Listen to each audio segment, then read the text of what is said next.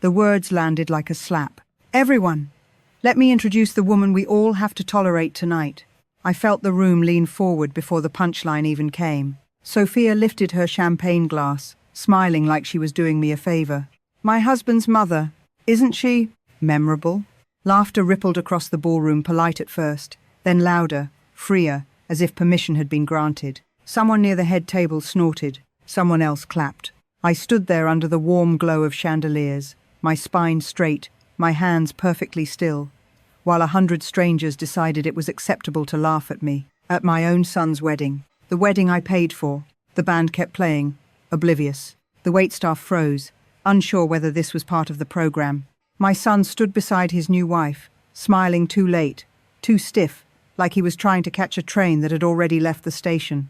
Then I noticed the silence spreading outward from one corner of the room. Sophia's father had gone completely still, his face drained of color so fast it was almost theatrical. The man who'd been laughing seconds ago stared at me like he'd just seen his reflection in a cracked mirror. "Wait," he said hoarsely. You're Zara, aren't you?" I didn't answer. I didn't need to. "You were at the executive briefing last quarter," he continued, voice tightening. "In San Diego. He stopped himself. Hard. The laughter died mid-breath. The chandeliers felt suddenly too bright. That was when I understood something important. This wasn't humiliation anymore. This was a turning point. So let me introduce myself properly. My name is Zara. I'm 61 years old. I'm a widow. I raised my son alone after his father died when he was 13. I've spent 3 decades building a career most people assume belongs to a man they've never met. I don't raise my voice. I don't announce my power. I walk into rooms quietly and let other people underestimate me. Tonight, that mistake was going to cost someone dearly. 2 hours earlier, I'd been in the bridal suite adjusting my son's tie because he couldn't get it straight, no matter how many YouTube videos he watched. He hugged me stiffly and thanked me for everything, the way people do when they don't want to define what everything actually means. Everything meant the venue overlooking the Pacific in La Jolla. Everything meant the custom suit, the string quartet, the 6-tier cake flown in from Los Angeles. Everything meant the $280,000 I wired without hesitation, because I believed love was something you invested in. Standing there now, listening to laughter fade into confusion, I realized something else. Love without boundaries doesn't make you generous. It makes you convenient. And as Sophia's father stared at me, finally understanding who I was and what I represented, I felt something settle inside my chest, not anger, not embarrassment, clarity. This wasn't the night I was insulted. This was the night I stopped being invisible. The reception didn't end after that moment. It fractured. People pretended to return to their conversations, but no one actually did. Eyes followed me. Whispers bloomed and died. The band restarted a slow jazz number that felt wildly inappropriate, like playing background music during a crime scene cleanup. Sophia leaned toward her father, her smile cracking. "Daddy," she whispered, suddenly unsure. He didn't answer her. He was still looking at me. I finally met his gaze, not with a smile, not with defiance, but with recognition. The kind you give someone when you realize they've just figured out the rules of a game you've been playing far longer than they have. "Zara," he said again, more carefully this time. "From Westbridge Consulting." I inclined my head slightly. Not a bow, not a greeting, an acknowledgement. His wife touched his arm. "What's going on?" she asked, voice tight. Sophia laughed nervously. "Dad, you're acting weird." He cut her off without looking at her. "Sophia, sweetheart, maybe we should..." She pulled her arm away. "Should what? You're embarrassing me." That word, embarrassing. I glanced toward my son. Ethan stood beside his wife, jaw clenched, eyes darting between me and her family like he was watching a car accident in slow motion and couldn't decide which side of the road to stand on. He didn't say my name. That hurt more than the insult. I stepped away from the table, heels clicking softly against marble, and walked toward the terrace doors. I didn't run. I didn't rush. Power doesn't hurry. In the ladies' room, I locked myself into a stall and sat down, not because my legs gave out, but because I needed exactly 30 seconds to let the truth land. I had just been publicly diminished by a woman half my age, surrounded by people who laughed because they believed they were untouchable, and my son had let it happen. When I stood at the mirror moments later, I barely recognized the woman staring back. My makeup was flawless, hair untouched, posture perfect.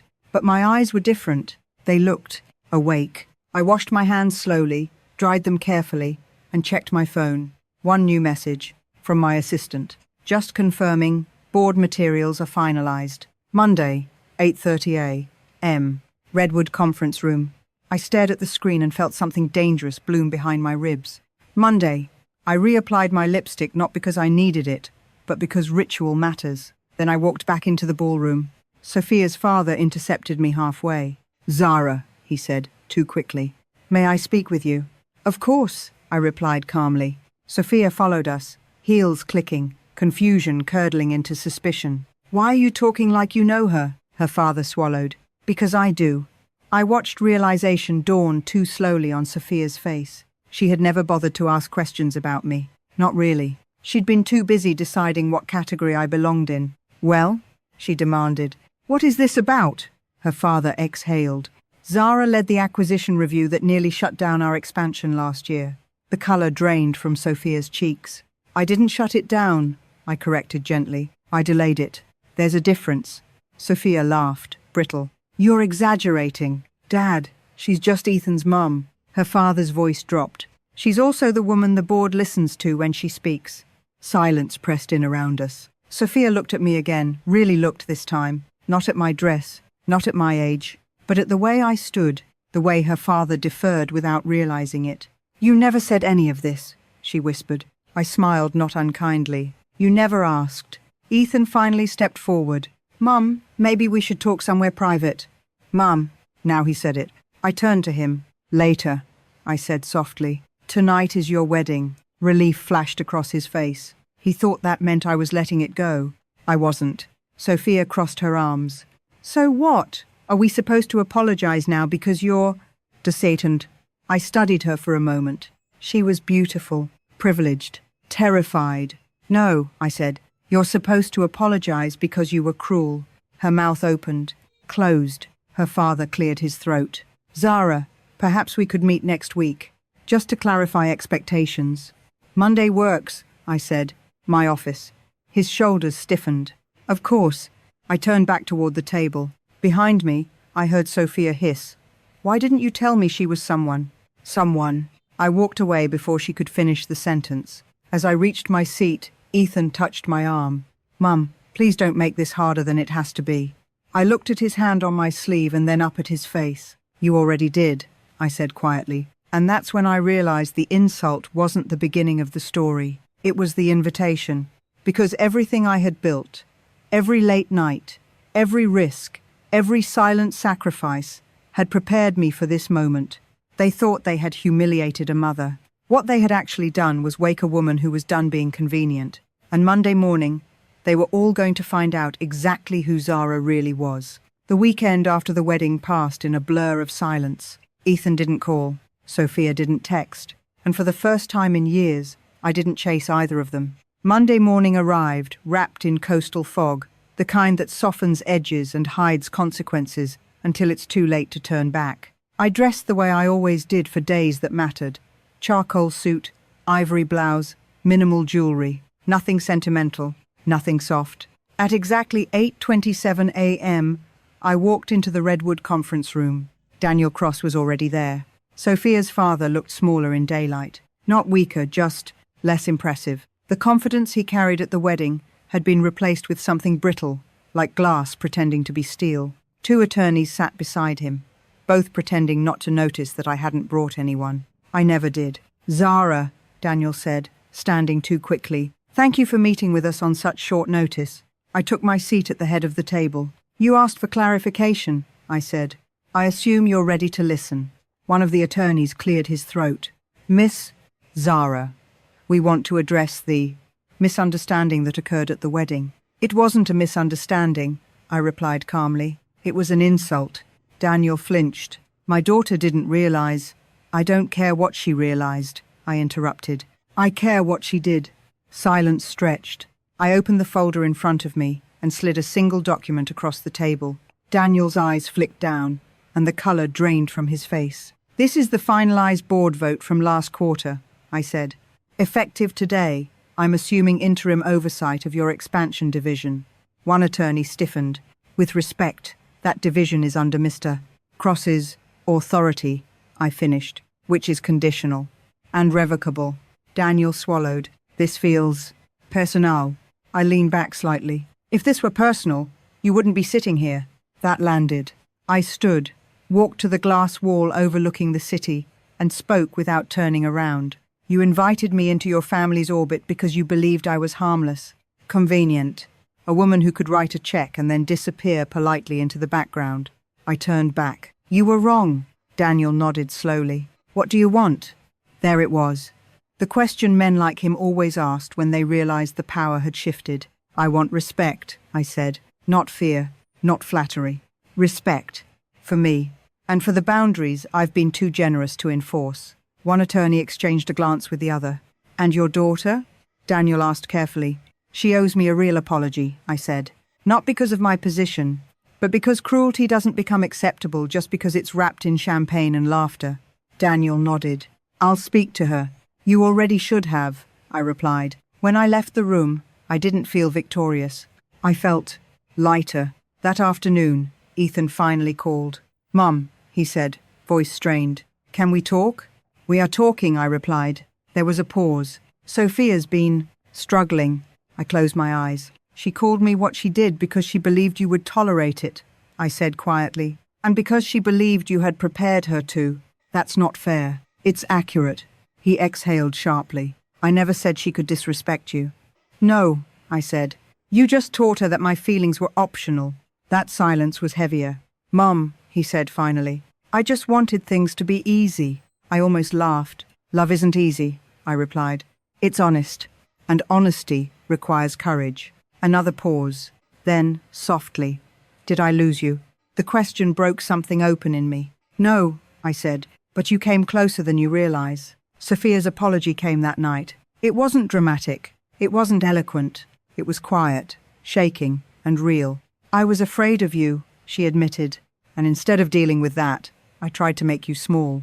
I accepted the apology, not because she deserved immediate forgiveness, but because I refused to become someone who fed on resentment. But forgiveness didn't mean forgetting, and it didn't mean returning to the old arrangement, because something fundamental had changed. I was no longer the woman willing to absorb discomfort to keep the peace. I was the woman who understood that peace without respect is just silence with better lighting. And Ethan was about to learn what adulthood actually required, because the final reckoning wasn't with Sophia. It was with my son, and that conversation was coming next. The conversation with my son happened 3 nights later, not because I delayed it, but because Ethan did. He showed up at my house just after 7, standing on the porch like a teenager who'd broken curfew. No, Sophia. No rehearsed confidence. Just my son, hands shoved into his pockets, shoulders tight with something heavier than nerves. I let him ring the bell twice before opening the door. Mum, he said softly. I stepped aside without a word. We sat at the kitchen table, the same one where he'd done homework, where I'd balanced checkbooks, where life had quietly happened for decades. I poured tea. He didn't touch his cup. I didn't know how to talk to you, he finally said. That's interesting, I replied. You seem to manage just fine talking about me. He winced. Sophia told you. She did. Silence stretched. I never meant to make you the villain, he said. I was just trying to survive. I looked at him carefully. Survive what, Ethan? My life, he admitted. The pressure, her family, the expectations. Everyone around me is so polished, so successful. And then there's me. There's always been you, I said quietly. And I've never been ashamed of that. But I was, he whispered. That confession hit harder than the insult at the wedding. I didn't want to look like a man who needed his mother's money, he continued. So I convinced myself and Sophia that you were controlling, that the help came with strings. It was easier than admitting I couldn't stand on my own yet. I folded my hands on the table. So you took my support and resented me for providing it. Yes. And when your wife humiliated me publicly? I froze, he said. I thought if I stayed quiet it would blow over. I nodded slowly. That silence told her everything she needed to know. He looked up at me then, eyes red. I didn't realize how much I was hurting you. That's because you were focused on protecting your pride, I said. Not my dignity. The words landed hard. I love you, he said quickly. I've always loved you. I know, I replied. But love without accountability becomes entitlement. He swallowed. What happens now? I stood and walked to the counter, giving us both space to breathe. What happens now, I said, is that I stop rescuing you. His head snapped up. What do you mean? I mean no more financial cushioning. No quiet fixes. No smoothing things over so you don't have to feel uncomfortable. But we just got married. And adulthood doesn't pause for weddings, I replied calmly. He stared at me, finally understanding. You're cutting me off. I'm cutting you loose, I corrected. There's a difference. Tears slid down his face. I'm scared. I know, I said gently. So was I when your father died. So was I when I signed my first loan alone. Fear doesn't excuse betrayal, but it can be the beginning of growth. He nodded slowly. I don't want to lose you. You won't, I said, but our relationship will change. How? You'll earn my respect the same way everyone else does, I said. By being honest, by standing up when it's hard, and by never again allowing someone to humiliate me to make yourself more comfortable. He stood, walked around the table, and hugged me, really hugged me for the first time in years. I'm sorry, he whispered. I know, I said. When he left, the house felt quieter, but not emptier. The following weeks proved something I hadn't expected. Ethan struggled, financially, emotionally, but he didn't collapse. Sophia struggled too, especially when she realized I was no longer the invisible safety net she could ignore. Her apology had opened a door, but respect had to walk through it on its own. At work, Daniel Cross adjusted quickly. Men like him always do when they realize the rules have changed. The expansion division improved. Meetings became efficient. Decisions became sharper. And me? I slept better. Because power doesn't come from humiliating others. It comes from knowing when to stop shrinking yourself for people who benefit from your silence. That night at the wedding didn't break me. It clarified me. And sometimes, the greatest gift someone can give you without meaning to is the moment you finally decide you're done being taken for granted. The morning after everything finally settled, I woke up before dawn. Not because of anxiety, not because of regret, because for the first time in years, my mind was quiet. I made coffee and stood by the window, watching the sky lighten over the neighborhood I'd lived in since Ethan was in middle school. The same streets I'd driven down half asleep after late meetings, the same sidewalks I'd paced while on calls, juggling motherhood and leadership and grief, like it was a skill you could master if you just tried hard enough. For years, I told myself this was what love looked like, paying quietly, fixing discreetly, absorbing discomfort so everyone else could stay comfortable. I told myself that being needed was the same as being valued. I was wrong. What that wedding night gave me, what Sophia's careless cruelty and Ethan's silence forced me to confront, was the truth I'd been avoiding. I had trained the people closest to me to expect my sacrifice, not my respect, and the moment I stopped performing that role, everything changed. Ethan didn't suddenly become a different man. He didn't transform overnight into the son I'd imagined when he was small, and everything felt possible. But he did something far more important. He started taking responsibility for his choices, for his marriage, for the discomfort he'd been running from his entire adult life. Sophia didn't become my best friend. We didn't turn into some picture-perfect mother-in-law fantasy, but she learned quickly that kindness is not optional, and power doesn't excuse cruelty. Respect is earned every day, not inherited through marriage or money. And me, I stopped confusing generosity with obligation. I stopped mistaking silence for peace. I stopped believing that love requires you to shrink yourself so others don't feel threatened by your strength. Power, I learned, isn't loud. It doesn't announce itself with speeches or revenge or public humiliation. Real power is the ability to walk away from roles that no longer serve you, even when you built them yourself. If there's a lesson here, it's this. The people who benefit most from your overgiving will be the first to call you difficult when you finally draw a line. Let them. Boundaries don't destroy families. Lack of respect does. And sometimes, the most loving thing you can do for your children, for your family, for yourself, is to stop rescuing them from the consequences of their own choices. I didn't lose my son that night. I lost the illusion that being endlessly available was the same as being loved. What I gained was far more valuable. My clarity, my dignity, my peace. If this story resonated with you, you're not alone. So many of us, especially parents, especially women, are taught that love means endurance. It doesn't. Love means honesty.